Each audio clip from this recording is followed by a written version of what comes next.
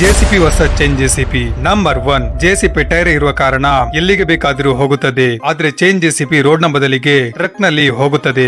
JCB speed ಆಗಿ ಹೋಗುತ್ತದೆ, ಆದ್ರೆ ಚೈನ್ ಜೆಸಿಪಿ ಸ್ಲೋ ಆಗಿ ಹೋಗುತ್ತದೆ. ನಂಬರ್ 3, ಜೆಸಿಪಿ ಯಲ್ಲಿ 2 ಬಕೆಟ್ ಇರುತ್ತದೆ, ಆದ್ರೆ ಚೈನ್ ಜೆಸಿಪಿ ಯಲ್ಲಿ ಕೇವಲ ಒಂದೇ ಬಕೆಟ್ ಇರುತ್ತದೆ. ನಂಬರ್ 4, ಜೆಸಿಪಿ ಲೋಡ್ ಅನ್ನು ಬೇಗ ಬೇಗ ಮಾಡುತ್ತದೆ, ಆದ್ರೆ ಚೈನ್ ಜೆಸಿಪಿ ಯಲ್ಲಿ ವರ್ಕ್ ರೇಟ್ ಕಮ್ಮಿ ಇರುತ್ತದೆ. ನಂಬರ್ 5, ಜೆಸಿಪಿ ನಾರ್ಮಲ್ ಪ್ಲೇಸ್ ನಲ್ಲಿ ಕೆಲಸ ಮಾಡುತ್ತದೆ, ಆದ್ರೆ ಚೈನ್ ಜೆಸಿಪಿ ಕನ್ಸ್ಟ್ರಕ್ಷನ್ ಸೈಟ್ ಗಳಲ್ಲಿ ಕೆಲಸ ಮಾಡುತ್ತದೆ.